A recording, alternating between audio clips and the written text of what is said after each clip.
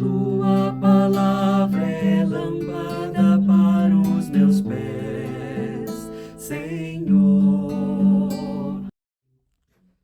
Bem-vinda, bem-vindo ao nosso encontro com a palavra Lâmpada para os meus pés. Neste domingo, a Igreja no Brasil celebra a solenidade de São Pedro e São Paulo apóstolos. Junto com toda a nossa arquidiocese, celebramos a solenidade do encerramento da festa do Divino Pai Eterno em Trindade. O Evangelho proposto para esse domingo, Mateus capítulo 16, versículos 13 a 19. Naquele tempo, Jesus foi à região de Cesareia de Filipe e ali perguntou aos seus discípulos: Quem dizem os homens ser o Filho do Homem? Eles responderam: Alguns dizem que é João Batista, outros que é Elias, outros ainda que é Jeremias ou algum dos profetas. Então Jesus lhes perguntou: E vós, quem dizeis que eu sou? Simão Pedro respondeu: Tu és o Messias, o Filho do Deus vivo. Respondendo Jesus lhe disse: Feliz és tu, Simão, filho de Jonas, porque não foi um ser humano que te revelou isso, mas o meu Pai que está no céu. Por isso eu te digo que tu és Pedro, e sobre esta pedra construirei a minha igreja, e o poder do inferno nunca poderá vencê-la. Eu te darei as chaves do reino dos céus. Tudo o que tu ligares na terra será ligado nos céus. Tudo o que tu desligares na terra será desligado nos céus. Amém. Queridas irmãs e irmãos, como é bom celebrar o testemunho extraordinário dos apóstolos Pedro e Paulo, dois mártires, dois grandes pregadores do Evangelho para a Igreja nascente. Exerceram seu ministério como as orações da missa de hoje, o prefácio da missa de hoje diz, em áreas e frentes tão diferentes. Pedro, para dentro, prega o Evangelho para os judeus. Paulo anuncia às nações pagãs a mesma e única mensagem. Jesus é o Messias, o Filho do Deus vivo. Esta é a centralidade do anúncio de qualquer um na igreja.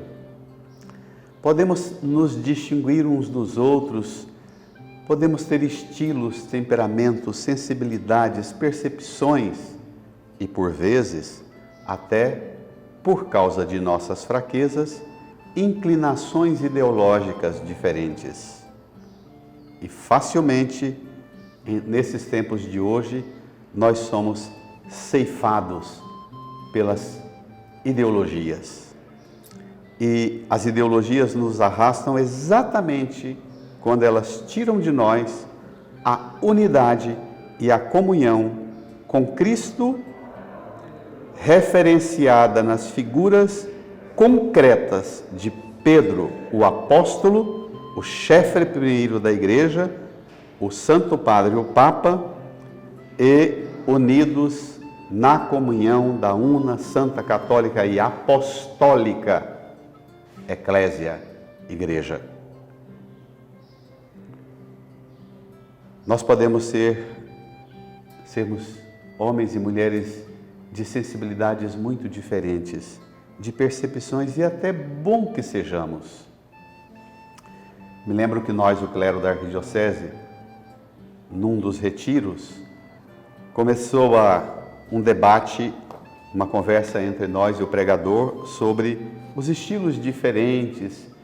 Alguns de nós acentuávamos que isso pesa, isso é ruim para a igreja. João Paulo II, um estilo completamente diverso de Bento XVI, Francisco, completamente distinto de Bento XVI, o pregador, um exímio místico, disse: não, nós íamos a Roma para encontrar João Paulo II e vê-lo. Era bom ver aquela figura vibrante, entusiasmada, enfrentador de todos os obstáculos e propagador no diálogo, sobretudo com a juventude, a mensagem do Evangelho. Sai João Paulo II, definha naquela fragilidade da saúde, vem Bento XVI e a gente passou a ir a Roma para, não mais para ver a figura, mas para escutar. Bento é por excelência o Papa que põe-nos na atitude da escuta zelosa, do mistério extraordinário de Cristo. Sai Bento, cumpre sua missão, discretamente deixa o seu ministério, entra Francisco, dizia o nosso pregador. João Paulo II para ver, Bento para ouvir, Francisco para abraçar.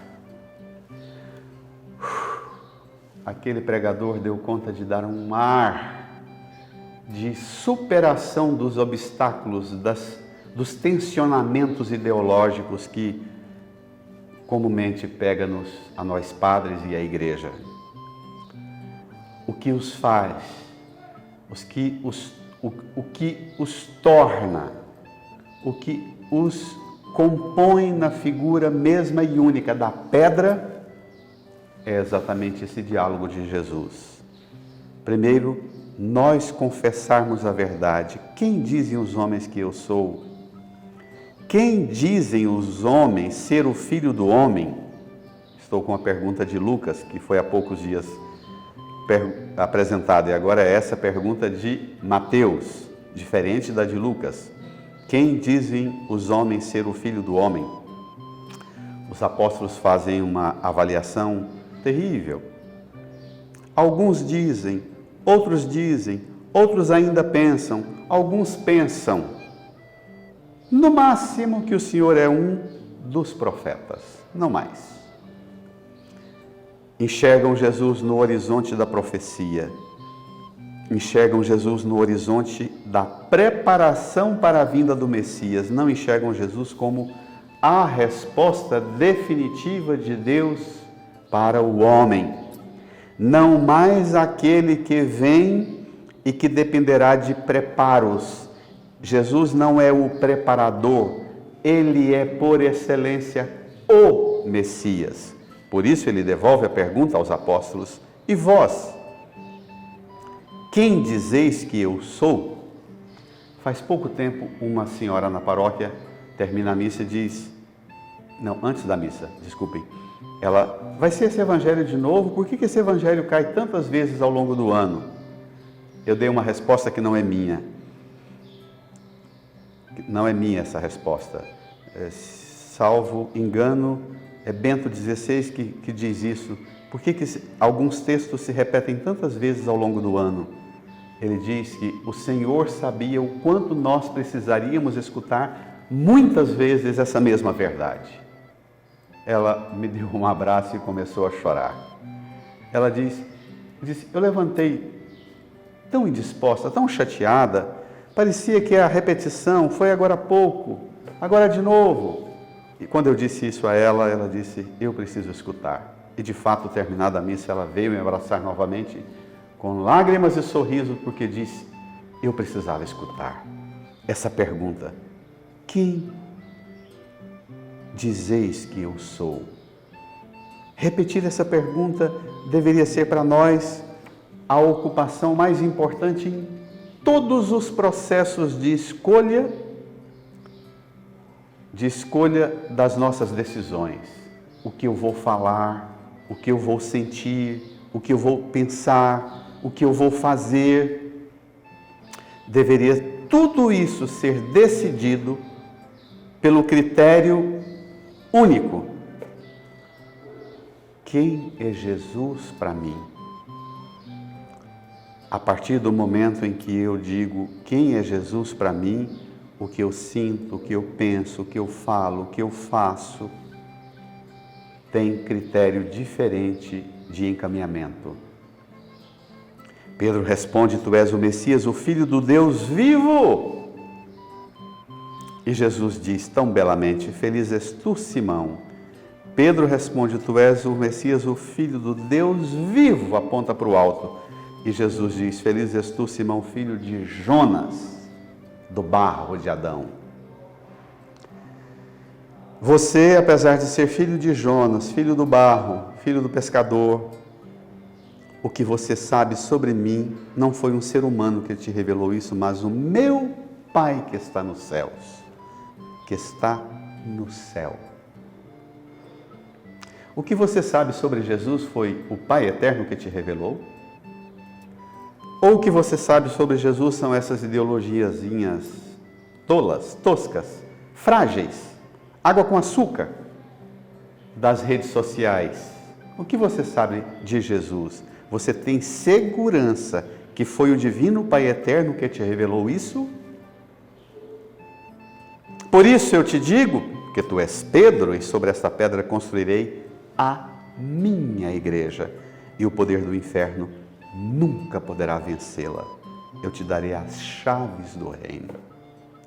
A pedra, a construção da igreja, a vitória sobre o inferno e as chaves do reino.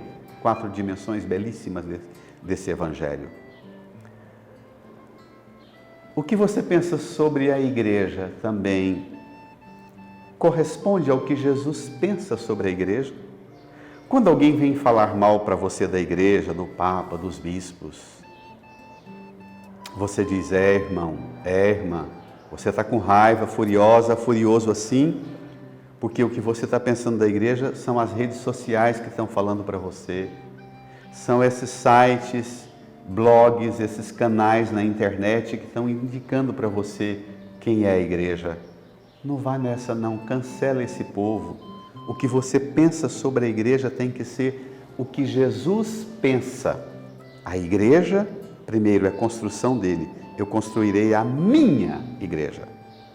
É obra da mão de Jesus. Segundo, o inferno não tem nunca poder sobre ela. Terceiro, ela tem as chaves do reino dos céus. Mas aqui afetivamente eu mais gosto é que o que é a igreja? Responde Jesus: a minha igreja. Que graça, que bênção, que domingo feliz, que semana abençoada. E viva São Pedro, e viva São Paulo, e viva a Santa Igreja, e viva Cristo, o Filho do Deus vivo. Até a próxima.